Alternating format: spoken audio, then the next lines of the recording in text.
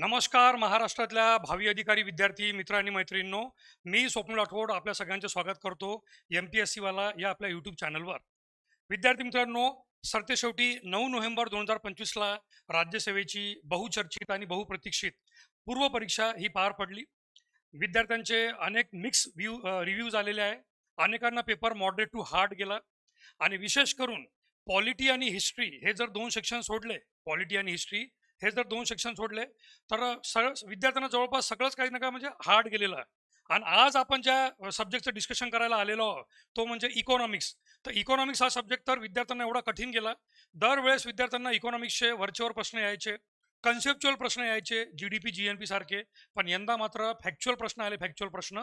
आणि म्हणूनच विद्यार्थी मित्रांनो, आज आपण इकॉनॉमिक्स किंवा इकॉनॉमी, इंडियन इकॉनॉमी, भारतीय अर्थव्यवस्था किंवा अर्थशास्त्र या विषयाच्या 9 नोव्हेंबर 2025च्या एक्झामची म्हणजे आन्सर की आपण नाही का ही करू, डिस्कस करूया. 9 नोव्हेंबर 2025 प्रिलिम्स इकॉनॉमी. पहिला प्रश्न जो बघूया म्हणजे हा C-सेट मधला आहे. C-सेट मधला 36व्या नंबरचा क्वेश्चन आहे. जमीन धारणेची मर्यादा म्हणजे एखाद्या व्यक्तीला स्वतःच्या नावे किती जमीन धारण करू शकतो याची वैधानिक परिपूर्ण मर्यादा होय. म्हणजे UPSCच्या स्टाईलने आयोगाने जमीन धारणा काय याची तुम्हाला व्याख्या दिली. प्रश्न सुरू होतो इथून की जमीन धारणेची मर्यादा लादण्यामागे खालीलपैकी कोणते दोन पैलू आहे. मग यात ऑप्शन होते हे: भविष्यातल्या अधिग्रहणावर मर्यादा, एकत्रित जमीन मालकी मर्यादा, विद्यमान जमीन धारणेवर मर्यादा आणि रूपांतरांवर नाही का मर्यादा. तर तुम्ही बघा विद्यार्थी मित्रांनो, हे नाही का इथे जर का ही जी आहे याच्यामध्ये क्रेडिट्स ओके, क्रेडिट्स महाराजा युनिव्हर्सिटी जयपूर यामधून नाही का हे एक नाही का नोट सापडलेला, महाराजा युनिव्हर्सिटी जयपूर. तर महाराजा युनिव्हर्सिटी जयपूरच्या एका इकॉनॉमिक्सच्या पुस्तकातून ॲज इट इज नाही का हा प्रश्न सापडलेला. इंग्रजीमध्ये सुद्धा तुम्ही बघा, land ceiling on agriculture land means a statutory maximum limit on the quantity of land which an individual may hold. The imposition of the land ceiling has two main aspect.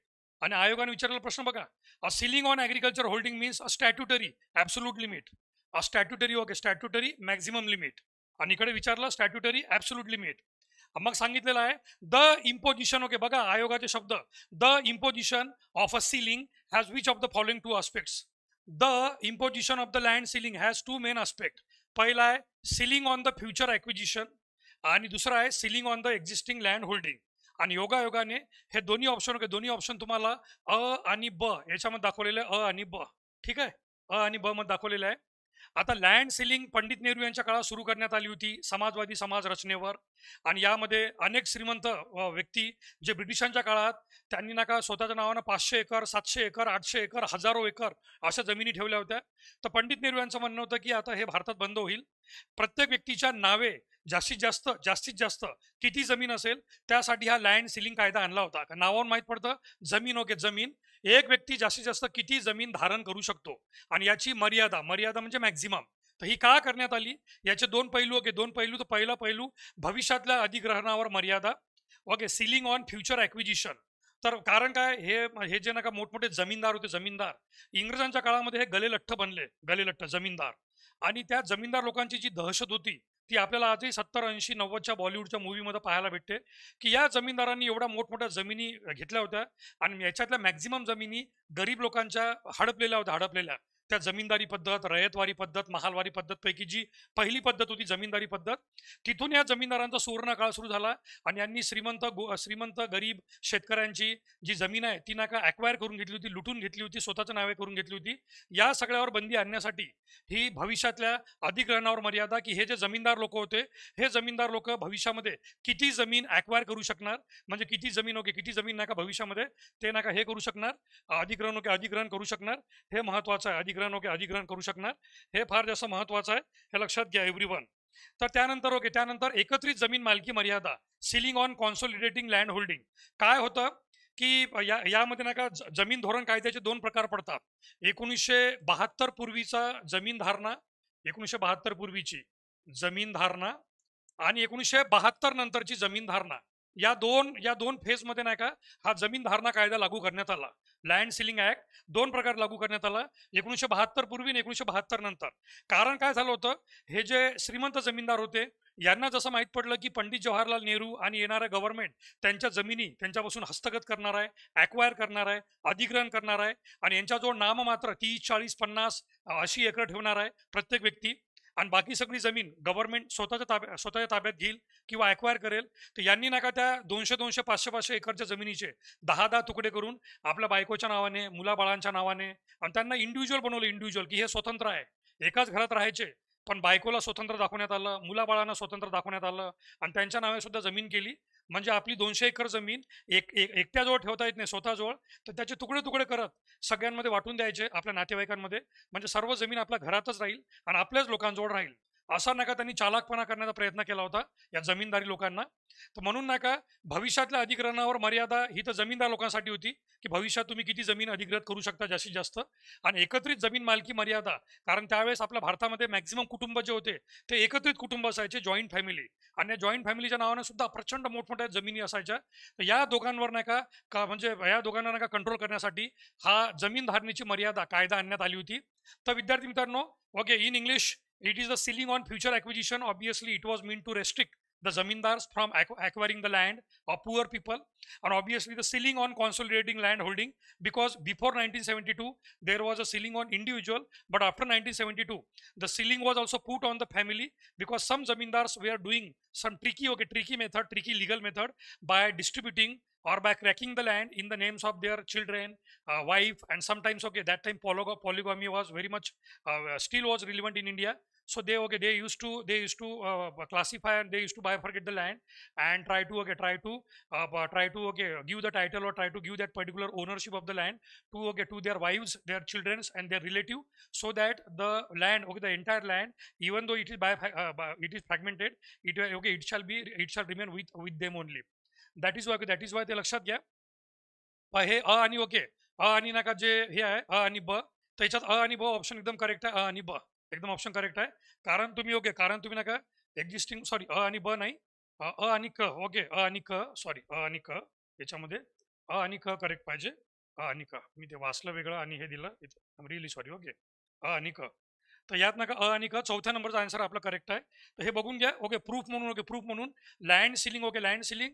आणि तुमच्याजवळ जर क्वेश्चन पेपर असेल तर question paper तुम्ही घेऊन बसा, question paper डोळ्यासमोर घेऊन बसा कोणत्याही साईडचा, आणि हा प्रश्न बघा लँड सिलिंगचा ॲज इट इज आहे.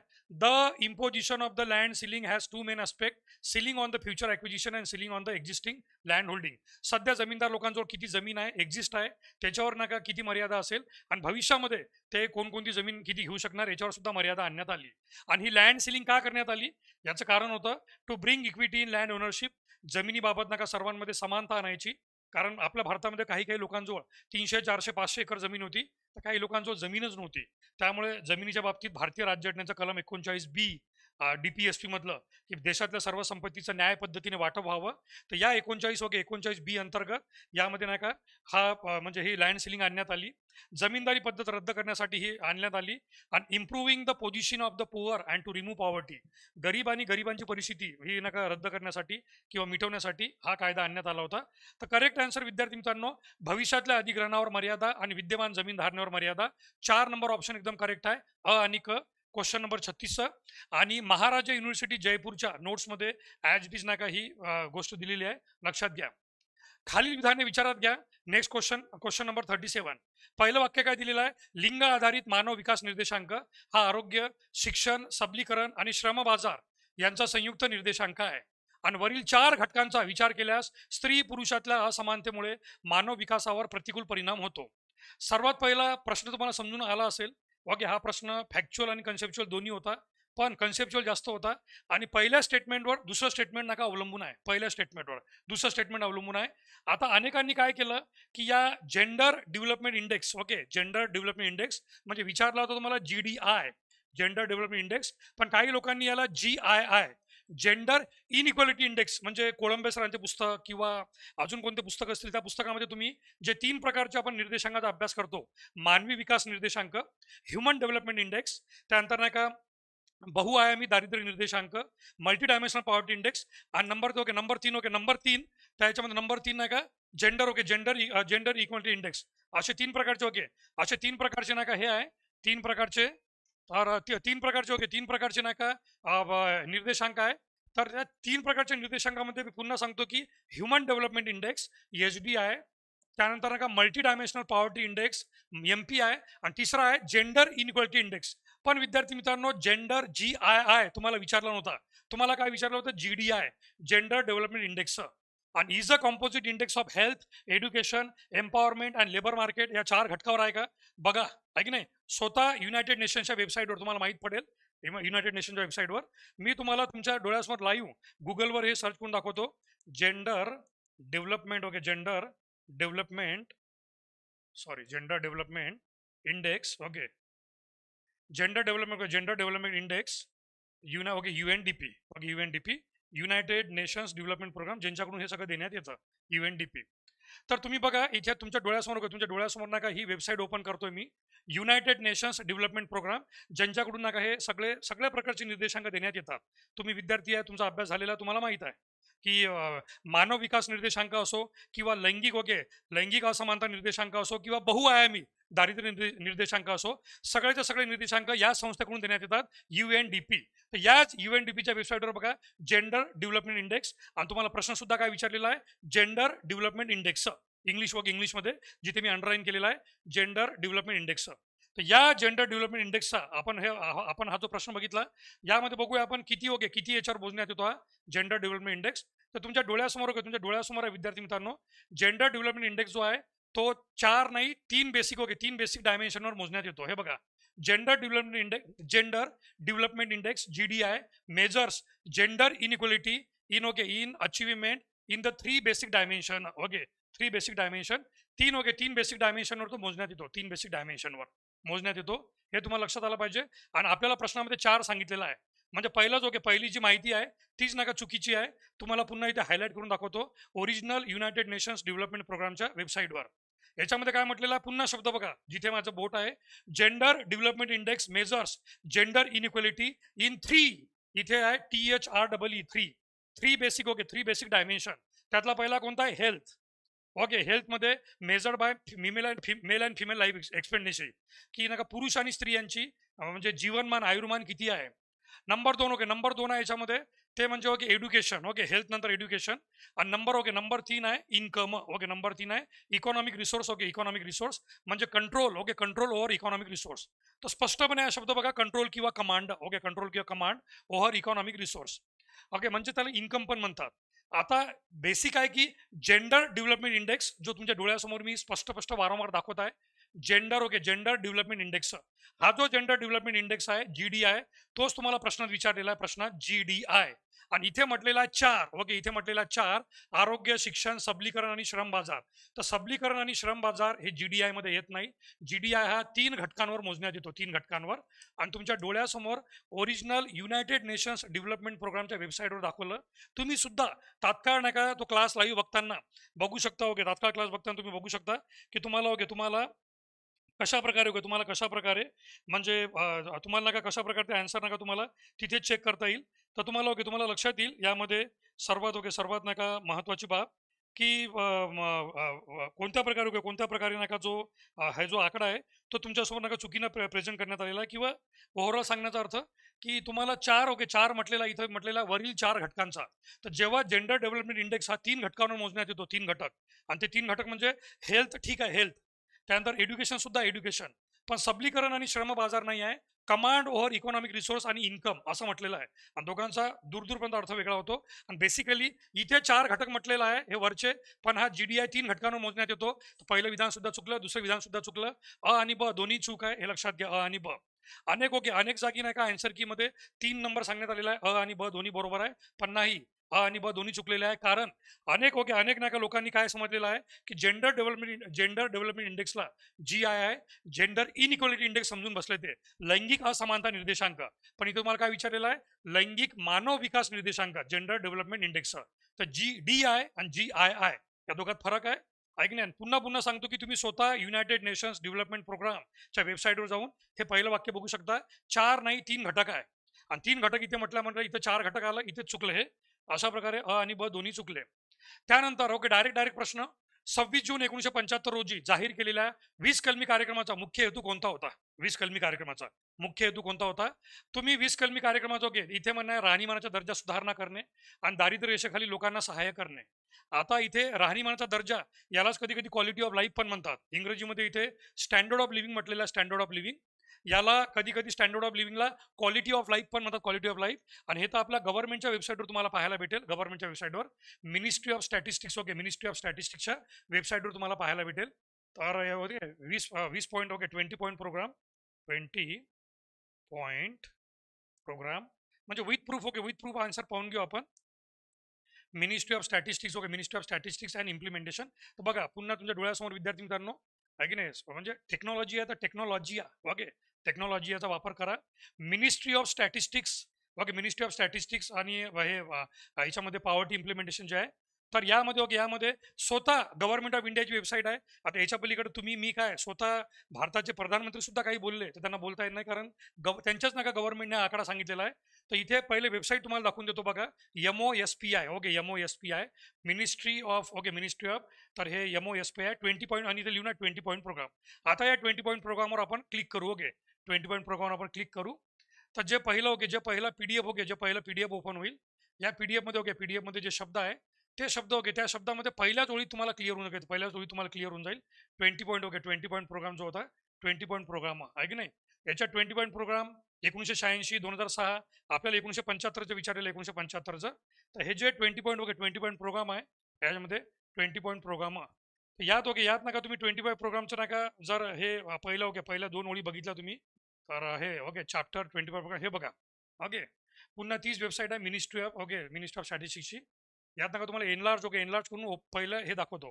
ॲलिव्हिएशन of poverty and improving the quality of life of the people. alleviation of poverty and improving the quality of life of the people, especially those who are below poverty line, has been the prime objective of planned development in the country. आणि हेच नका शब्द इथे बघा कसे वापरलेले आहे. 26 जून 1975 म्हणजे आणीबाणीच्या लगेच दुसऱ्या दिवशी 25 जूनला आणीबाणी लावली होती इंदिरा गांधी यांनी. 25 जून 1975 नंतर लगेच दुसऱ्या दिवशी 20 कलमी कार्यक्रम जाहीर केला होता इंदिरा गांधी यांनी.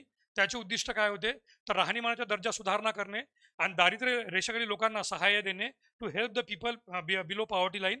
आणि तेच वाक्य ॲज इट इज गव्हर्नमेंटच्या वेबसाईटवर आहे. मिनिस्ट्री ऑफ SPI याच्यामध्ये alleviation of poverty and improving the quality of life of the people specially those who are below poverty line. तर दोन्ही स्टेटमेंट इथे करेक्ट येईल. गव्हर्नमेंटच्या म्हणजे गव्हर्नमेंटच्या या वेबसाईटवरून नका आपण ती तुम्हाला सत्यता देतोय. म्हणजे तुम्हाला हे चान्स नाही राहायला पाहिजे की सेकंड आन्सर की काय येते आणि बाकीचे लोक काय सांगत आहे. बाकीच्या लोकांनी सुद्धा तुम्हाला म्हटलं तर डायरेक्ट नका मिनिस्ट्री ऑफ SPI याच्यावर टाईप करायचं 20 पॉईंट प्रोग्राम आणि त्यामध्ये ते PDF बघायचं. 20 पॉईंट प्रोग्राममध्ये पहिलीच नका ओळ जी तुम्हाला भेटेल हे 2 वाक्य पाहायला भेटेल. To help the people living below the poverty line, that is poverty elevation. आणि दुसरं वाक्य आहे राहणीमानाचा दर्जा, त्यालाच क्वालिटी ऑफ लाईफ तिथे दिलेला आहे. करेक्ट आन्सर नंबर 3 आहे इथे विद्यार्थी मित्रांनो. त्यानंतर अन्न सुरक्षा विधेयक 2013 मनमोहन सिंग पंतप्रधान असताना त्यांच्या काळातला नका हा सर्वात बेस्ट कायदा. जाता सुद्धा त्यांना माहित होतं की आपण हारणार आहोत, तरी पण त्यांनी पंतप्रधान पदाची गरिमा कमी होऊ दिली नाही आणि एवढा जबरदस्त कायदा आणला. या कायद्याच्या भरोशावर अनेक आजही गरीबातले गरीब लोक 3 रुपये 2 रुपये 1 रुपये अनुक्रमे तांदूळ गहू आणि कडधान्य घेऊन विकत घेतात. आणि त्यामुळे दुसरं स्टेटमेंट एकदम करेक्ट आहे. जे लाभार्थी आहे लाभार्थ्यांना 3 रुपयाप्रमाणे तांदूळ, राईस, व्हीट आणि पल्सेस म्हणतो आपण. तर राईसच्या खाली 3, व्हीटच्या खाली 2 आणि पल्सेसच्या खाली 1 असं लिहितो आपण. 3 रुपये 2 रुपये 1 रुपये.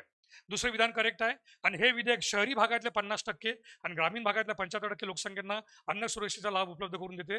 दोन्ही विधान एकदम करेक्ट आहे. दोन्ही विधान एकदम करेक्ट आहे.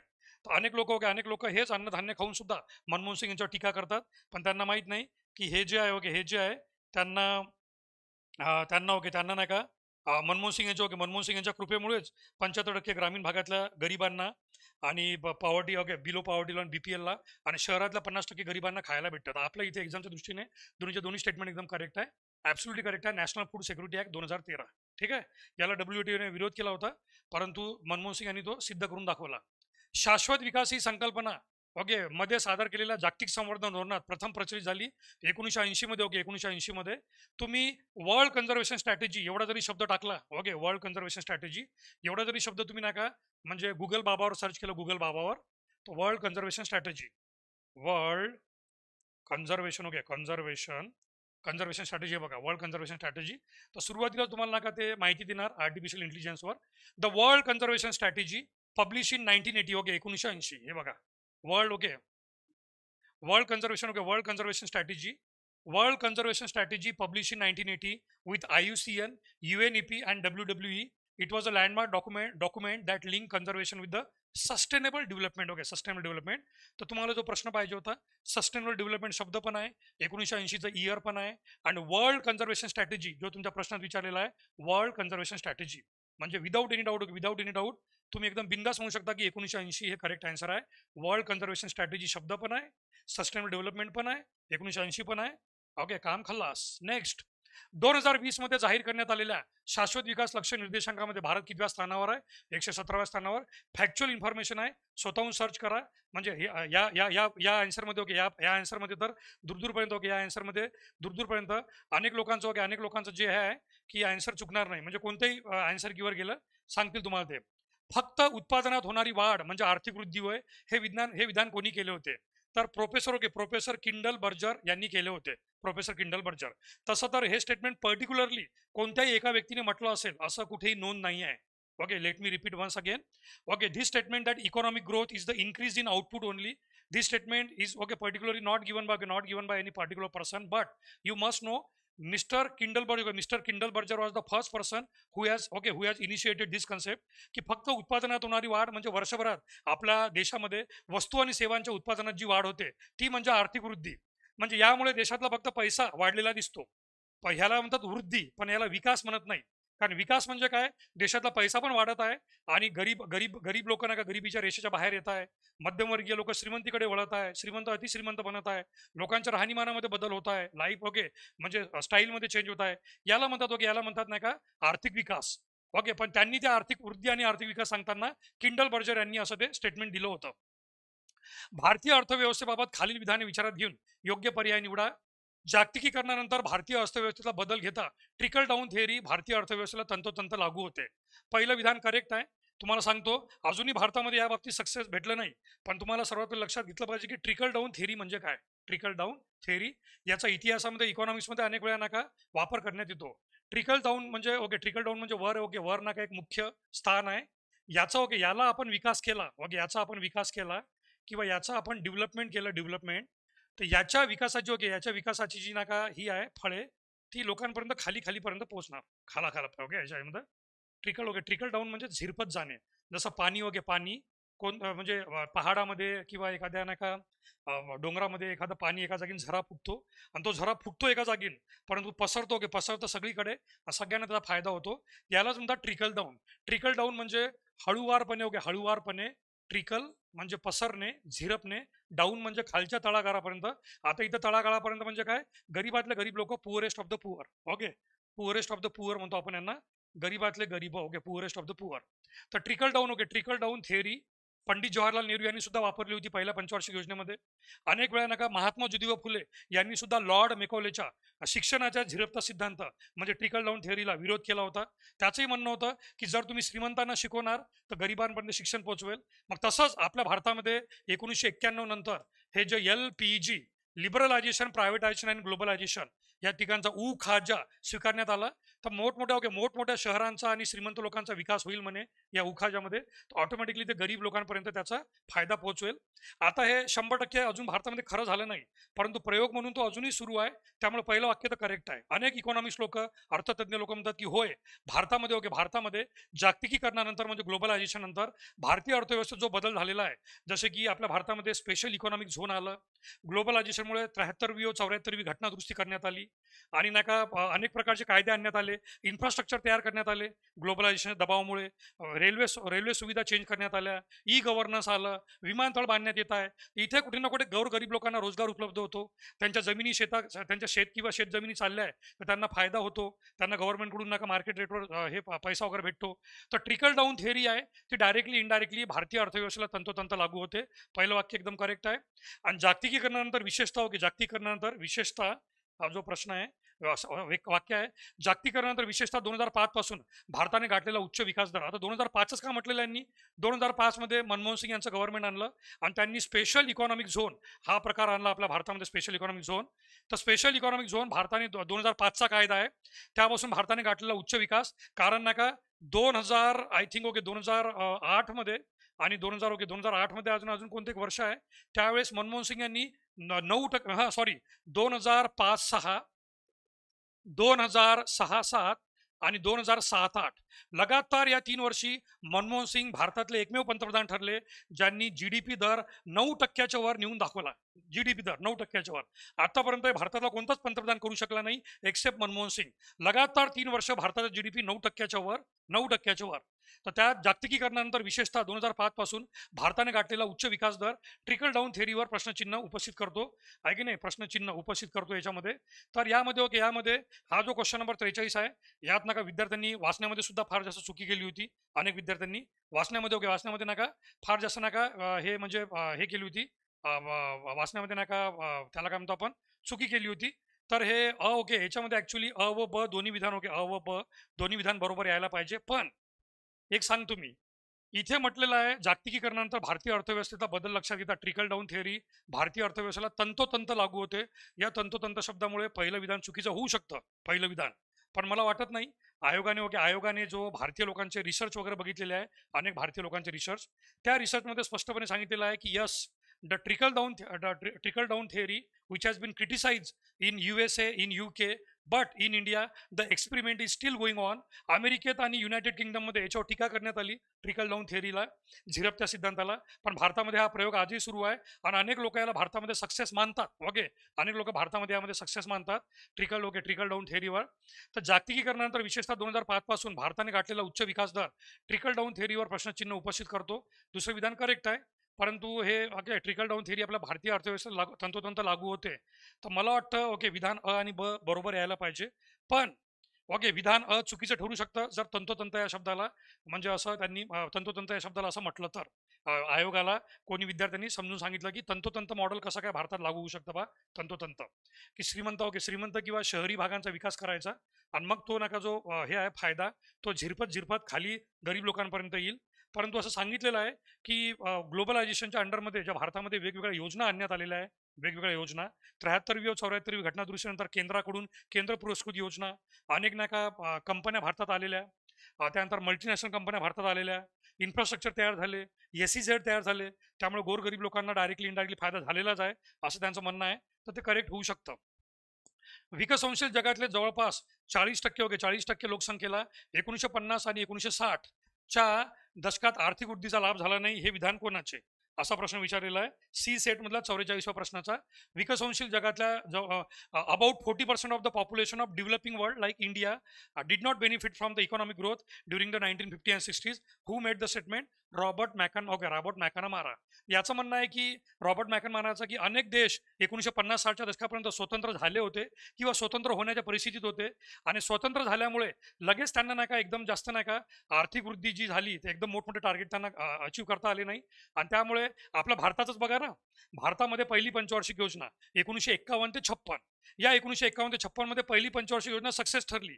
आपण 2.1चा जीडीपी टार्गेट होता आपल्या भारताचं, 2.1चा टार्गेट होता जीडीपी 2.1 जीडीपी, पण आपण अचीव्ह किती केला? 3.6 अचीव्ह केला आपण. याचा भारताला फायदा झाला, पण संपूर्ण भारतीय पॉप्युलेशनला फायदा झाला का? नाही. ओके, जवळजवळ 40% लोकांना झाला नाही फायदा. आणि त्यानंतर 1956 ते 1961 या काळात तर दुसरी पंचवार्षिक योजना आपण राबवली, पण त्याचा ओके आपल्याला पाहिजे तसा त्याचा नका जीडीपी ग्रोथ अचीव्ह करता आला नाही. म्हणून हे वाक्य एकदम करेक्ट आहे.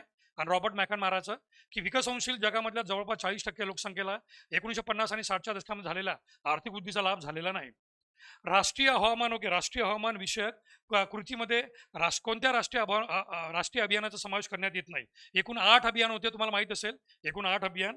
आणि या 8 अभियानापैकी राष्ट्रीय आरोग्य अभियान हे याच्यामध्ये नव्हते. राष्ट्रीय आरोग्य अभियान, नॅशनल हेल्थ मिशन, हे नॅशनल हेल्थ अर्बन मिशन आणि नॅशनल हेल्थ रुरल मिशन अशा 2 नावाखाली सेपरेटली 2005 मध्ये चालू करण्यात आलं होतं. आणि हे सुद्धा राष्ट्रीय हवामान विषयक कृती, national mission national climate action programme, हे सुद्धा मनमोहन सिंग यांच्या काळात करण्यात आलं होतं. आणि यावेळेचा पेपर काढणारा मनमोहन सिंग यांचा दिवाना होता की माहित नाही. नॅशनल फूड सिक्युरिटी ऍक्ट, 2005 नंतरची आर्थिक वृद्धी, आता मागचा प्रश्न, नॅशनल क्लायमेट ऍक्शन प्रोग्राम, सगळं मनमोहन सिंग यांच्या काळातले हे आहे. तर मनमोहन सिंग यांचं निधन झाल्यामुळे मे बी त्यांना नका आदरांजली देण्यासाठी किंवा त्यांना भावपूर्ण श्रद्धांजली देण्यासाठी इकॉनॉमिक्सचा दिवाना असेल त्यांचा मनमोहन सिंग यांचा, आणि त्यामुळे त्यांनी त्यांच्यावर प्रश्न काढले असेल. तर ओके, राष्ट्रीय सौर अभियान, कारण काय क्लायमेट, ओके इथे शब्द क्लायमेट आहे, क्लायमेट ओके हवामान शब्द आहे, हवामानाचा सौर, त्यानंतर शाश्वत अभियान, आणि त्यानंतर जल अभियान यांचा प्रत्यक्ष संबंध आहे. पण आरोग्य अभियान हे 2005 मध्ये सेपरेटली लॉन्च करण्यात आलं होतं. National rural health mission NRHM आणि नॅशनल अर्बन हेल्थ मिशन या नावाखाली. भारताच्या स्वातंत्र्याच्या 7 दशकानंतरही अस्तित्वात असलेल्या दारिद्र्याची खालीलपैकी कोणती कारणे आहे? या प्रश्नाला तर अभ्यास करायची सुद्धा गरज नव्हती विद्यार्थी मित्रांनो, अभ्यास करायची सुद्धा गरज नव्हती. अर्थव्यवस्था मोठ्या प्रमाणात कृषी क्षेत्रावर अवलंबून आहे. तर जी अर्थव्यवस्था कृषी क्षेत्रावर अवलंबून असते ती एक प्रकारची पारंपरिक अर्थव्यवस्था असते. कारण त्या देशामध्ये कृषी क्षेत्रातली वस्तू जास्त तयार होतात, भांडवली वस्तू तयार होत नाही. अमेरिका, चायना, जपान, जर्मनी सारख्या आहे की नाही, त्यांच्यासारखे भांडवली वस्तू तयार होत नाही, मशीनवाल्या वस्तू तयार होत नाही. कृषी क्षेत्रावर अवलंबून आहे. आणि कृषी क्षेत्रामध्ये काय होतं हे शेतकऱ्यांना विचारा. त्यांना कृषी क्षेत्र म्हणजे किती म्हणजे एक जुगार क्षेत्र आहे, जुगार, की पाऊस कसा पडतो आणि आवश्यक असलेला पाऊस पडतो किंवा नाही पडत, दुष्काळ, ओला दुष्काळ किंवा कोरडा दुष्काळ. उत्पादन क्षेत्रातली रोजगार संधीची कमतरता. आपल्या भारतामध्ये सर्वात महत्त्वाची गोष्ट म्हणजे उत्पादन क्षेत्र. आपण मॅन्युफॅक्चरिंग सेक्टरमध्ये समोर जाऊ शकलो नाही. पंडित नेहरू यांनी प्रयत्न केले पण त्यांच्या निधनानंतर ते थंड झालं. त्यानंतर आपल्या भारतामध्ये 1991 नंतर खाजामध्ये आपल्याला अपेक्षा होती की उत्पादन क्षेत्र जास्त येईल भारतामध्ये, तर सेवा क्षेत्र जास्त आलं भारतात, सेवा क्षेत्र. आणि त्यामुळे आणि ब एकदम करेक्ट आहे, उत्पादन क्षेत्रात रोजगार संधीची कमतरता. पण विकसित देशांच्या तुलनेत शेती विकासाचा अधिक दर, हे पण चुकीचं आहे की नाही. शेती विकासाचा दर आपल्या भारतामध्ये उलट कमी आहे. आपल्याला तुम्हाला जाणून आश्चर्य होईल, अमेरिका ज्याला आपण मोठमोठ्या न्यूयॉर्क आणि हे न्यू जर्सी सारख्या सिटी वगैरे म्हणून औद्योगिक देश ओळखतो, तो देश आजही कृषी क्षेत्रामध्ये सुद्धा भारतापेक्षा समोर आहे. America, China. तर आणि ब दोन्ही विधान करेक्ट आहे. More dependency of economy on the agriculture sector and obviously shortage of employment opportunity in manufacturing sector. We failed to develop manufacturing sector. एकात्मिक बाल विकास सेवा योजना, एकात्मिक बाल विकास सेवा योजना, यामध्ये लक्षात घ्या विद्यार्थी मित्रांनो, एकात्मिक बाल विकास सेवा योजनेअंतर्गत राबवण्यात येणारे कार्यक्रम. पूरक पोषण आहार कार्यक्रम, आता ऑब्वियस आहे इंटिग्रेटेड चाइल्ड डेव्हलपमेंट सर्व्हिसेस, 1975 मध्ये हा कार्यक्रम चालू करण्यात आला. ICDS ICDS मध्ये पूरक पोषण आहार कार्यक्रम. आज याला अंगणवाडी या नावाने चालवण्यात येतं. अंगणवाडी कार्यक्रम या नावाने चालवण्यात येतं. आरोग्य तपासणी, ऑब्वियस आहे हेल्थ चेकअप. आणि मग हेल्थ चेकअपसाठी कामगार प्रशिक्षण, हे सुद्धा करेक्ट आहे. कामगार प्रशिक्षण. आरोग्य तपासणी कोण करणार? इथे वर्करचा अर्थ जो होतो ना, तो हेल्थ वर्करच होतो, हेल्थ वर्कर. आरोग्य हेल्थ वर्कर. त्यामुळे ब आणि क आणि क इथे करेक्ट येणार. स्त्री पुरुष असमानता, स्त्री पुरुष असमानतेचं इथं काही घेणं नव्हतं. डायरेक्ट एकात्मिक बाल विकासमध्ये स्त्री पुरुष असमानतेचं काहीच घेणं नव्हतं, जेंडर इनइक्वालिटी. आणि थँक गॉड मी पॉलिटीच्या डिस्कशनमध्ये सुद्धा सांगितलं आणि इकॉनॉमिक्सच्या डिस्कशनमध्ये सुद्धा सांगितलं की यंदा आयोगाने उपकार केलं की कड वरीलपैकी सर्व असे ऑप्शन फारच कमी आहे. अन्यथा विद्यार्थ्यांना सवय असते की दिसलं वरीलपैकी सर्व, वरीलपैकी एकही नाही, कड, तर सगळे ऑप्शन करून येतात. पण इथे क आणि इथे कामगार म्हणजे अंगणवाडी सेविका आजच्या काळामध्ये, त्या काळात जे हेल्थ वर्कर होते आणि 2005 पासून आशा वर्कर, ते सगळे यामध्ये येतात. 2011च्या जनगणनेनुसार 2011 मध्ये देशातल्या एकूण शहरी लोकसंख्येपैकी, आता 2011 मध्ये देशातली एकूण शहरी लोकसंख्या साधारणतः 32.32% होती. 32% म्हणून चालू आपण. या 32%पैकी 13% लोकसंख्या कोणत्या शहरात होती? तर ह्या दोनच शहर, मुंबई आणि दिल्ली. मुंबई आणि दिल्ली हे दोन शहर. आता फॅक्च्युअल प्रश्न आहे. फॅक्च्युअल प्रश्न यामध्ये तुम्हाला सांगितलं की दिल्लीची लोकसंख्येची घनता संपूर्ण भारतात जास्त आहे, संपूर्ण भारतात दिल्लीतील लोकसंख्येची घनता. आणि ऑब्वियस आहे मुंबई. एकट्या मुंबईमध्ये किती लोक राहतात? तर यावरून का लक्षात येईल, मुंबई आणि दिल्ली हे एकदम करेक्ट आन्सर आहे, मुंबई आणि दिल्ली. 2011च्या जनगणनेनुसार भारताच्या एकूण जागतिक लोकसंख्येचा टक्के किती आहे? 17.5. हा रिपीट PYQ होता, रिपीट PYQ. ठीक आहे. इकॉनॉमिक्समधल्या अनेक प्रश्नामधले काही काही स्टेटमेंट सुद्धा रिपीट होते. पण ते पहिल्या अटेम्प्ट आले विद्यार्थी मित्रांनो, त्यांना बहुतेक PYQ झाले नव्हते किंवा त्यांनी PYQ ते समजून घेतले की नाही. त्यामुळे काही विद्यार्थी म्हणत होते की सर इकॉनॉमिक्सचा फार फॅक्च्युअल होतं, पण अनेक PYQ रिपीट पण होते रिपीटेड. आणि हे तर लॉजिक लावून कोणी सांगू शकतं बाकीचे ऑप्शन काहीच कामाचे नव्हते. बाकीचे ऑप्शन 2011च्या जनगणनेनुसार भारताची लोकसंख्या एकूण जागतिक लोकसंख्येच्या 17.5 आहे. काही विद्यार्थ्यांनी हा पण कमेंट केला की 2011चं एवढं प्रेम का आयोगाला. अरे यार, गव्हर्नमेंटनं अजूनपर्यंत 2021ची जनगणना दिली नाही. मग प्रश्न तुम्हाला कोणते विचारणार? 2011चे प्रश्न येणार ना. अजूनपर्यंत शासनाने कोविड 19च्या नावाखाली कोविड 19 एक किंवा दीड दीड वर्षाचा होता आपल्या भारतामध्ये. पण 2011 नंतर लगेच 2021ची तयारी सुरू झाली असेल. पण कोविड 19मुळे जनगणना होऊ शकली नाही असं म्हटलं. कोविड जाऊन जमाना झाला, 2025 आहे. तरी पण आता 2027 तारीख दिलेली आहे जनगणनेची. तर जोपर्यंत 2027 मध्ये 2021ची जनगणना येत नाही, तोपर्यंत तुम्हाला एक्झाममध्ये प्रश्न 2011वर चालू राहणार. त्यामुळे जे विद्यार्थी म्हणतात की काय प्रेम आहे, हो, जी लेटेस्ट जनगणना असते त्याच्यावरच प्रेम असते. लेटेस्ट जनगणना. भारताच्या राष्ट्रीय लोकसंख्या धोरण 2000 संदर्भात कोणती विधान बरोबर आहे हे तुम्हाला ओळखायचं आहे. यामध्ये विद्यार्थी मित्रांनो, तर यात बघा, सगळ्या विद्यार्थ्यांनी जास्तीत जास्त 2 अपत्यानुसार 2050 सालापर्यंत लोकसंख्या स्थिरता आणणे. तर मला सांगा 2050 ओके 2050 आहे की नाही? इथे चुकीचं आहे 2050. ओके, लोकसंख्या स्थिरता आणणे ओरिजिनल 2045चा टार्गेट होता. ओके, ओरिजिनल नका, 2045चा टार्गेट होता ओरिजिनल. आता तो या गव्हर्नमेंटने वाढून 2070 केलेला आहे. 2070. तर इथे 2050 तर डेफिनेटली चुकीचं आहे. 2050 डेफिनेटली चुकीचं आहे. 2005 ओरिजिनल टार्गेट 2045 होतं, यांनी 2050 म्हटलेलं आहे. सार्वत्रिक लसीकरण एकदम करेक्ट आहे. Universal immunisation. अर्भक मृत्यूचे प्रमाण प्रति 30% खाली आणणे. आता ज्या विद्यार्थ्यांनी हे स्टेटमेंट म्हणजे हे चुकीचं आहे, पण हे चुकीचं असून सुद्धा त्याला माहीत नसेल, याचा अर्थ त्याने PYQ बरोबर केले नव्हते. मागच्या 10-12 वर्षाचे PYQ जर केले असते तर हे वाक्य 2 वेळा रिपीट झालेलं आहे. अर्भक मृत्यूचे प्रमाण प्रति 1000 30% खाली आणणे चुकीचं आहे. ओके, चुकीचं आहे. अर्भक मृत्यूचे प्रमाण प्रति 1000 30% कमी आणणे.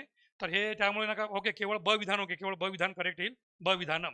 अटल बिहारी वाजपेयी पंतप्रधान असताना हे धोरण आणण्यात आलं होतं. स्वतः अटल बिहारी वाजपेयी याचे अध्यक्ष होते आणि ओरिजिनल कल्पना होती डॉक्टर MS स्वामीनाथन यांची. ओरिजिनल संकल्पना डॉक्टर MS स्वामीनाथन यांची. So obviously, stabilizing the population of the country by 2050, it is wrong. Original target was 2045, and now it has been made as 2070. And second statement is correct, universal immunization. But third, reduction of infant mortality rate below 30% per 1000. हे चुकीचं आहे. 30%. Okay, 30%. एका पर्सेंटमुळे घोळ केलेला. Okay, पर्सेंटमुळे घोळ केलेला. पर्सेंटमुळे घोळ केलेला. It was okay. 1000 मध्ये नका पर्सेंट येऊ शकणार नाही. 30% आहे की नाही? प्रति हजारामागे संख्या झाली पाहिजे. प्रति हजारामागे 30, 25, 20 अशी संख्या आली पाहिजे. पण ह्या आयोगाने पर्सेंटेज लावला. एका पर्सेंटेजमुळे हा घोळ झालेला. तर विद्यार्थी मित्रांनो, तुमच्या डोळ्यासमोर लाईव्ह गुगलवर, काही युनिव्हर्सिटीमध्ये, युनायटेड नेशन्स डेव्हलपमेंट प्रोग्रामच्या वेबसाईटवर, आपल्या भारताच्या मिनिस्ट्री ऑफ स्टॅटिस्टिक्स सांख्यिकी मंत्रालयाच्या वेबसाईटवर दाखवून तुम्हाला सगळ्या प्रश्नाची उत्तरे तंतोतंत काढून दिली. कोणत्या प्रश्नामध्ये कमी जास्त होऊ शकतं ते पण सांगितलं की आयोग काय करू शकतो. त्या जागतिकीकरणाच्या प्रश्नामध्ये ट्रिकल डाऊन थेरपीमध्ये तंतोतंत तिथे एखादा प्रश्न नका कॅन्सल होऊ शकतो. परंतु बाकी तुमच्यासमोर हायेस्ट ॲक्युरेसी रेट्सवर तुम्हाला नाही का ही आन्सर की आणून दिलेली आहे. नक्कीच आपले मतं कळवा की तुम्हाला या आन्सर की याचं विश्लेषण कसं वाटलं.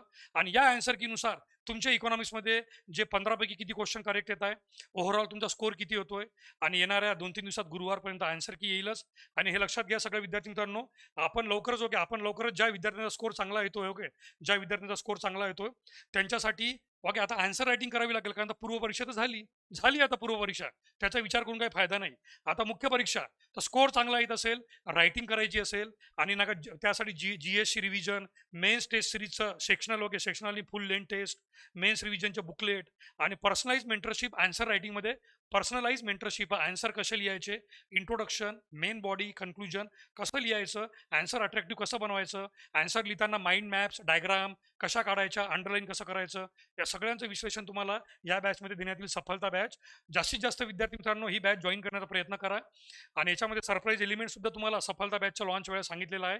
तर ज्या लोकांचा स्कोर चांगला येतोय 100+ 100च्या वर, त्यांनी नक्कीच ही बॅच जॉईन करा आणि आपल्या या इकॉनॉमिक्सच्या स्पष्टीकरणावर तुमचा नका फीडबॅक देण्याचा प्रयत्न करा. धन्यवाद. थँक्यू सो मच सगळ्या विद्यार्थी मित्रांनो. धन्यवाद. Okay, thank you so much. धन्यवाद. थँक्यू.